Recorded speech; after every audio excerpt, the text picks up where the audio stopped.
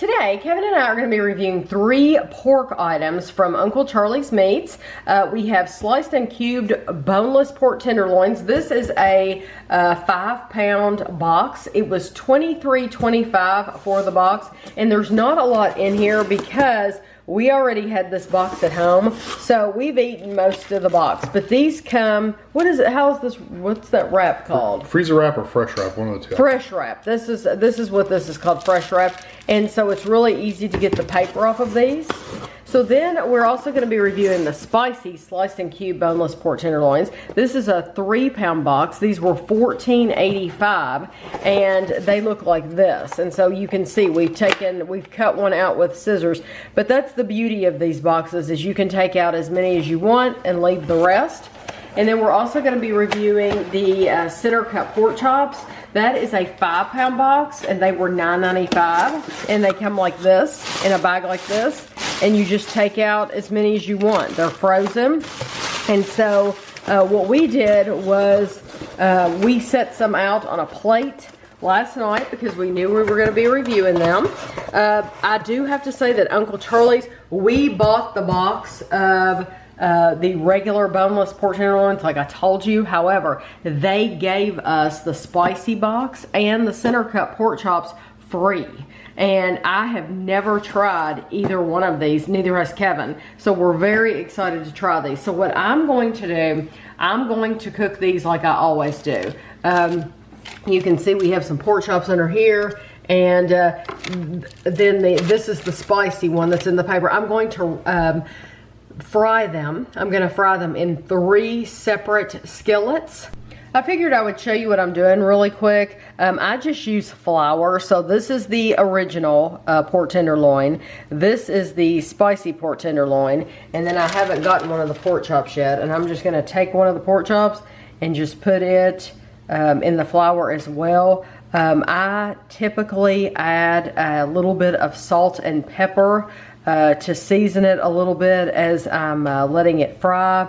And I have my pans on the stove of oil, as you can see.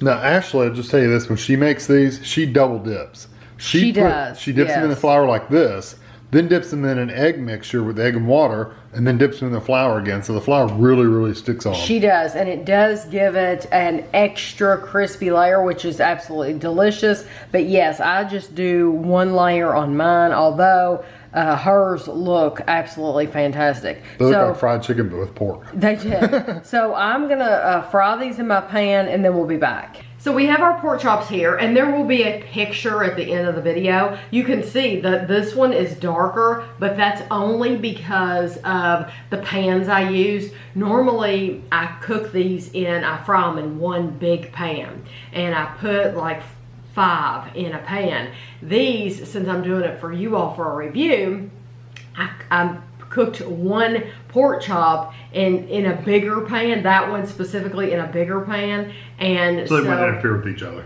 Right, so the flavors wouldn't interfere. Yeah, and so it cooked very, very quickly, but it should be fine, trust me. But all I did was, you saw the flour I put on there, and then I just added a little salt and pepper. You let it brown on each side. They cook up very, very quickly.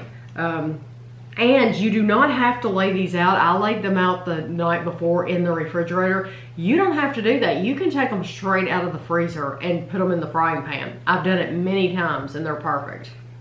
That's so good. They're a tenderized pork tenderloin, so they almost fall apart.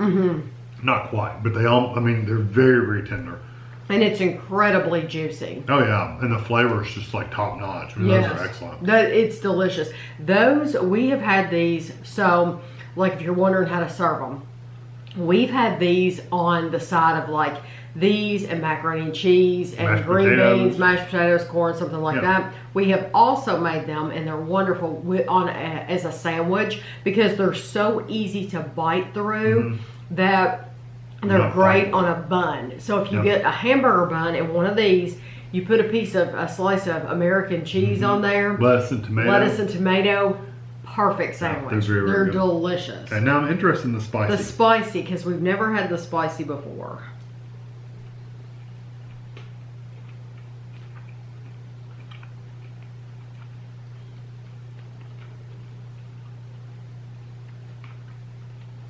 That particular piece is a little bit thicker. It was thicker. Give it a second, you get just a little tingle in the back of your throat. Or I did. And it only lasted for just a I'm going to be honest, seconds. I didn't get any spice at all. I mean, none. Zero. A hint of tingle. If I didn't know it was spicy, I would just think it was. Yeah, I just didn't think it was. I didn't. Yeah. I mean, it's. You were expecting it to be. I expected it spicy. Yeah, and it's to not me, quite as spicy. To me, I don't get any spice whatsoever. Yeah, I agree. There's not enough to say it's really spicy. Right. So I prefer to just buy the regular pork tenderloins that we've been buying for 20 plus years. I would just buy those over the spicy. But I'm thinking if for some reason you walked in and they were out of the regular, you know that you could safely get the spicy, and it's not going. You could feed that to your children. Oh yeah, I definitely think children could eat that. I got just a hint of tingle in my throat, but it only lasted for a brief moment. It's not like it's like hot and it's staying around or anything like that. It's I would feed that to Gavin or Amelia without a problem. I don't think they would even notice that it was supposed to be spicy. This is the bone-in pork chop. Definitely a different flavor. I like it. I do too. I like it, but I think I like the tenderloin better. But I do like it. I like it too. My mom always bought bone-in pork chops. She always did. I don't like to buy bone-in pork chops because you're paying for that bone. When they weigh that meat, they're weighing that bone as well, so you're paying for that. So I would rather buy it, and you don't have to deal with the bone after. Cooking it, throwing it away, and cutting around it. Cutting around it and then throwing it in the garbage. Now I'd say a lot of people probably cut out the bone before they fry it. My mom never did. She always just fried bone and all, so that's how I fried it today. 90% of people fry it with the bone. Oh, because really? It's supposed to add a flavor to it and juiciness to it. Okay. And the next to the bone is supposed to be the most flavorful part. Okay, so that's why she did that then. Yeah. Supposedly. I like this. I don't think it is as juicy as the original. No, and it doesn't have quite as much flavor either, I don't think. No, the flavor, I mean, it's good, but the flavors aren't as strong. No. That first one, just their original pork tenderloin. So good. It's unbelievable how good that is. Yeah. And I've experienced both kinds of wrap on these. So you would think that the ones that are shrink wrapped, like sealed up, like sealed, you would think, oh, I'm gonna like those better. I personally, as someone who's in the kitchen and is cooking these things, I like the ones that where the paper's just folded over. It's like saran wrap almost. Yeah, because when you have flour on your hands, or if you're not opening you can open them all at one time in the beginning before you start cooking. But that did not occur to me.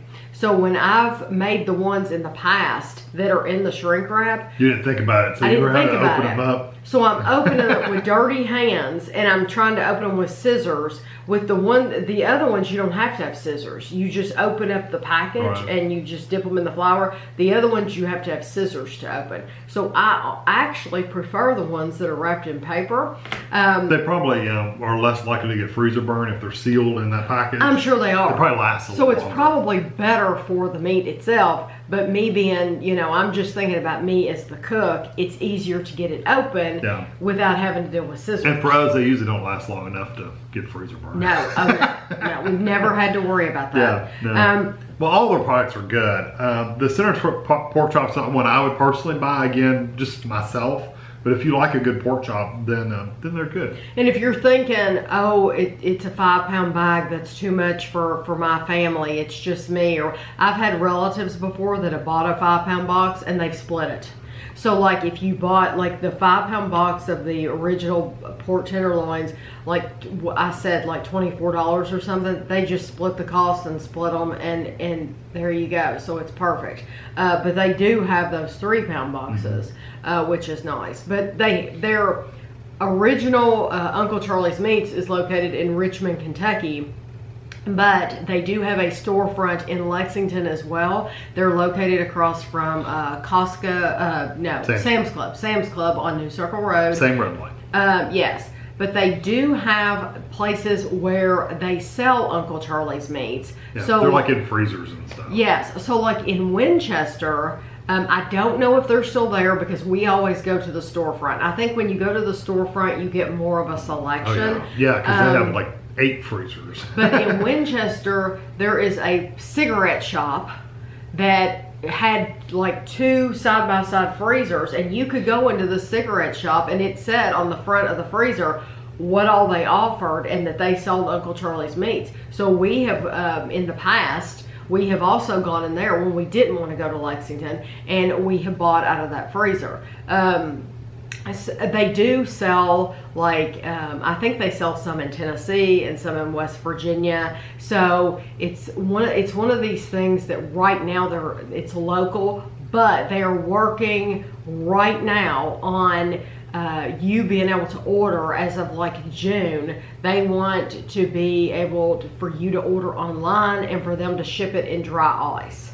So I know right now it's a local thing, but it won't be in just a very short amount of time. You're going to be able to call and get this shipped, and it's excellent meat. But they not only do they sell meat, they sell French fries, onion rings, mushrooms, fish, chicken, grilled chicken, fried chicken, wieners.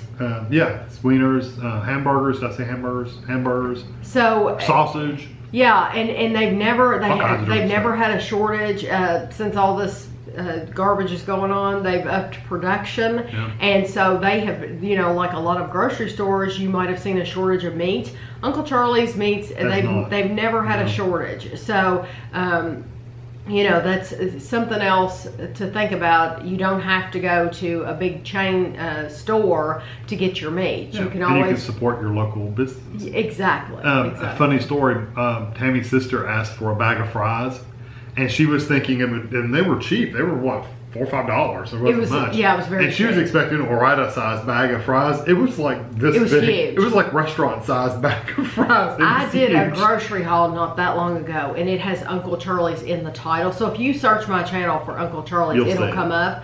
And you'll see those huge bags of French fries. And she said she wanted 2 of them because she was expecting a small bag. Yeah, and she they're went, not small. Dang, Tammy. Yeah. Where am I going to put? She actually had to ask my dad to keep a bag in his freezer because she didn't have room for both of them. I just thought that was funny. Yeah. So yes, it might be a $5 bag, but you're getting a lot of French fries for that $5. Yeah.